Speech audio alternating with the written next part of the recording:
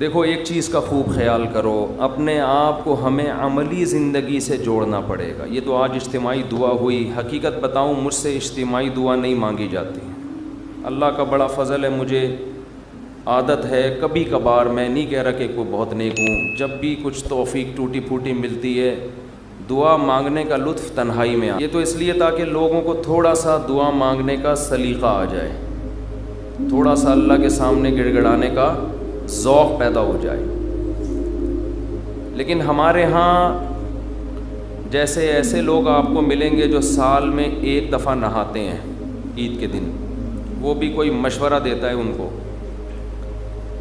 تو ایسے لوگ بھی ہول سیل کے حساب سے موجود ہیں جو سال میں ایک دفعہ دعا کرتے ہیں، اور وہ اس لیے دعا میں آتے ہیں کہ چلو کبھی زندگی میں توفیق نہیں ملی تو آج ختم قرآن ہے، دعا میں شریک ہو جاؤ۔ غنیمت ہے، نہ ہونے سے یہ بھی بہتر ہے۔ لیکن حقیقت یہ ہے کہ جس کو تنہائیوں میں اللہ کے سامنے مانگنے کی عادت کا چسکا لگ گیا اس کی زندگی بن جاتی ہے۔ ہر ایک کا اپنا طرزیہ ہوتا ہے نا، بزرگوں کے ارشادات بھی ہوتے ہیں، فلاں بزرگ نے یہ فرمایا، فلاں نے یہ فرمایا، فلاں نے یہ ہوتا ہے نا ان کے اپنے ذوق۔ میں بزرگ تو نہیں ہوں لیکن آج کل فرما بہت کچھ رہا ہوں۔ اگر آپ کہہ سکتے ہیں جی میں نے یہ فرمایا، فرمانے پر گورنمنٹ کی طرف سے کوئی پابندی نہیں ہے، اور تجربے انسان شیئر کر سکتا ہے، اس پہ بھی کوئی پابندی نہیں ہے۔ یہ میں اس لیے کہہ رہا ہوں کہ یہ نہ سمجھے کہ مفتی صاحب بہت بڑے آج کل بزرگ بنے ہوئے ہیں اور آج کل فرمانا بھی شروع کر دیا انہوں نے، فرمودات ہوتے ہیں نا بزرگ۔ ایک بات خوب اچھی طرح سمجھ لیں کہ دعا سے زیادہ مشکل عبادت میرے علم میں کوئی نہیں ہے۔ دنیا کا سب سے مشکل کام کیا ہے؟ دعا مانگنا۔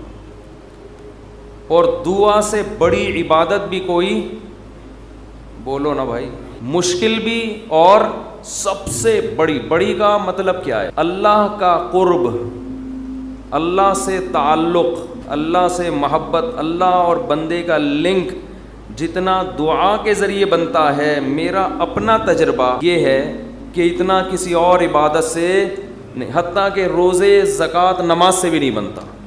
میرا تجربہ ہے، غلط بھی ہو سکتا ہے۔ ابھی میں نے ارشاد فرمانا بولا تھا نا، ارشاد فرمایا، فرمایا پر تو آپ تھکے ہوئے بھی ہیں، تھوڑا سا چٹکلے بھی سنا دیتا ہوں۔ فرمایا پہ بہت دفعہ ایک لطیفہ سنا چکا ہوں، نئے نئے لوگ آ جاتے ہیں۔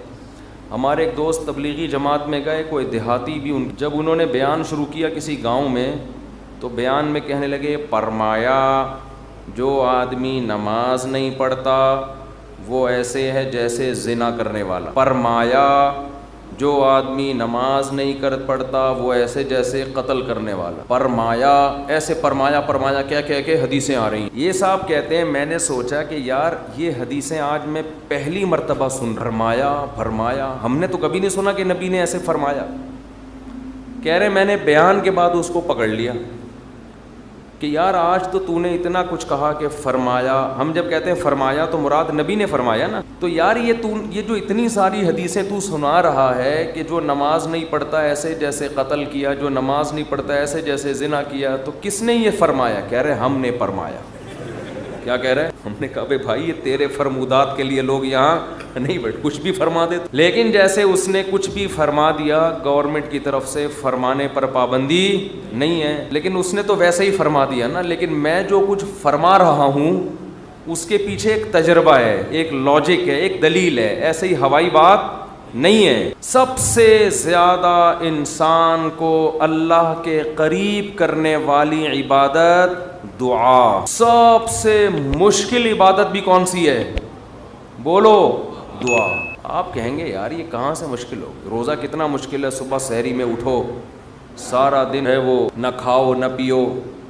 بہت سے لوگ کہتے ہیں روزے میں اللہ صرف ایک گھونٹ چائے کی اجازت دے دیتا ہے۔ صبح جب سحری کے بعد فجر پڑھ کے 1 گھنٹہ سو کے جب اٹھتے ہیں تو ایسا لگتا ہے جیسے قبر سے کسی مردے کو اکھاڑا جا رہا ہے، عجیب سی حالت ہوتی ہے نا اس وقت۔ اسی طرح آفس میں پہنچ جاتے ہیں، پھر اگر ایک آدھ گھونٹ چائے پینے کی اجازت ہوتی کیسے فریش ہو جاتا، لیکن اللہ نے اجازت نہیں دی۔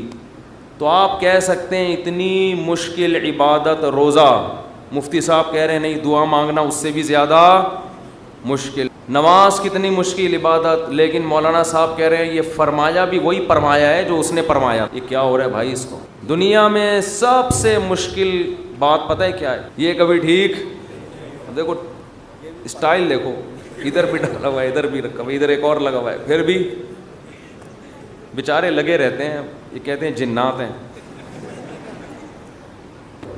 تو آپ کہہ سکتے ہیں بھائی کیسے مشکل ہے؟ اصل میں دعا، اور ایک اور اشکال ہوگا، آپ کہتے ہیں لوگ تو بہت دعائیں مانگتے رہتے ہیں، کتنی دعائیں مانگتے ہیں نا، صبح و شام دعائیں مارکیٹ میں چل رہی ہیں ہول سیل کے حساب سے۔ اصل میں وہ دعائیں پڑھی جا رہی ہیں، مانگی بولو نہیں۔ دعا پڑھنا بہت آسان ہے۔ یونس علیہ السلام نے مچھلی کے پیٹ میں لا الہ الا انت سبحانک انی کنت من الظالمین کہہ کے دعا پڑھی نہیں تھی، یہ دعا مانگی تھی۔ اور ہم کیا کر رہے ہوتے ہیں؟ پڑھ رہے ہوتے ہیں۔ جتنے مرد یہاں بیٹھے ہیں، جتنی خواتین بیان سن رہی ہیں اوپر، ان سے گزارش ہے کہ اپنے معمولات میں دعا کا اضافہ کریں اور اللہ سے دعا مانگنے کا معمول بنائیں۔ دعا مشکل کیوں ہے یہ میں بتانا چاہ رہا تھا۔ باقی جتنی عبادتیں ہیں ان میں کتنی ٹینشن ہوتی ہے، وضو کرو، پھر چل کے آؤ، صبح سحری میں اٹھو، روزہ رکھو، دعا میں تو کچھ بھی نہیں ہے، یوں کرو اور پڑھنا شروع کر دو۔ اصل میں دعا نام ہے دل کے لگنے کا، جذبے کے ساتھ مانگنے کا۔ شیطان انسان کو یہ باور کراتا ہے کہ تو مانگتا ہے ملے گا تجھے کچھ بھی نہیں، اس لیے مانگتا ہے ہی نہیں، پڑھتا ہے۔ کیونکہ جب مانگ رہے ہوتے ہیں نا تو پتہ ہوتا ہے کہ ملنے والا بولو کچھ بھی نہیں، لیکن چونکہ مسلمان ہیں شاید ٹرائی کر کے دیکھتے ہیں، شاید کچھ ہو جائے، تو زبان تھوڑی گھس جائے گی۔ اس جذبے سے جب دعا مانگی جاتی ہے تو وہ دعا نہیں کہلاتی۔ دعا کا مطلب یہ ہوتا ہے کہ میں نے جس کے دربار میں ہاتھ پھیلائے ہیں وہ بڑا جواد اور کریم ہے، اور نبی نے فرمایا اللہ کو اس بات سے شرم اور حیا آتی ہے کہ کوئی اس کے سامنے ہاتھ اٹھائے اور اللہ ان ہاتھوں کو خالی واپس کر دے۔ جیسے علاقے کا سیٹھ ہو، سخی بھی ہو، کوئی بھکاری اس کے پاس آئے اور وہ سیٹھ اسے دھکے دے کے نکال دے تو اسے شرم آئے گی اگر وہ غیرت مند ہوگا، تو اللہ سے زیادہ غیرت مند دنیا میں کوئی بھی نہیں ہے۔ تو جن کو یہ احساس ہو جاتا ہے نا کہ جو ہم مانگ رہے ہیں وہ مل رہا ہے، تو آپ سوچو ایک بادشاہ نے آپ کو آفر دے دی کہ یار جو 1 گھنٹے میں جتنا مانگنا ہے مانگ لو، میں سب دے دوں گا، تو آپ سارے کام کاج کو چھوڑ کر کس کو فوکس کرو گے؟ بولو۔ جب تک آپ تھک کے چور نہیں ہو جاؤ گے آپ رٹا لگا کے رکھو گے، مانگتے ہی رہو گے، مانگتے ہی رہو گے، آپ کو پتہ ہے سب مل رہا ہے۔ دوبارہ مثال دیتا ہوں، وزیر اعظم آ گئے بھی آپ کے پاس، آپ کے گھر پہ عیادت کے لیے، کورونا میں کوئی کیس چل رہا تھا، ایک مثال دے رہا ہوں، ایسا ہوتا نہیں ہے لیکن فرض ونس اپون اے ٹائم، اور اس نے آپ بلکہ بلینک چیک دے دیا آپ کو، کسی IMF نے بلینک چیک دے دیا، جتنے پیسے بولو گے مل جائیں گے۔ ایسا ہوتا نہیں ہے، مثال دینے پر گورنمنٹ کی طرف سے کوئی پابندی نہیں، تو آپ اس چیک پہ کیا لکھو گے؟ بولو، 5 روپے، 10 روپے، 20 روپے، 30 روپے، وہ کہے کہ ایک ہی دفعہ بھرنے کی اجازت ہے، دوبارہ آپشن۔ آپ پتہ کیا کرو گے؟ جو اس میں ہندسے جہاں لکھے جاتے ہیں نا، 9 سے شروع کرو گے، وہ بھی چھوٹا سا 9 لکھو گے تاکہ جتنے 9 اس میں گھسیڑے جا سکتے ہیں میں گھسیڑ دوں۔ ایسا ہی ہوگا نا، چھوٹا سا 9 تاکہ بینک والا چشمہ لگا کے دیکھے، 9 یعنی 9 ارب 9 کھرب 99 ارب 99 کروڑ 99 لاکھ 99,999 صحیح ہے؟ کیا خیال ہے؟ نہیں آ رہی بات، میرا خیال ہے سمجھ۔ 9 کھرب سے بھی زیادہ اگر کوئی ہنسا ہوگا نا وہ بھی گھسڑ دو گے اس میں۔ 9 کھرب سے اوپر کیا ہوتا ہے؟ 99 खरब, 9 खरब नहीं, सॉरी غلطی ہوگی, 1 پورے 10 खरब کا نقصان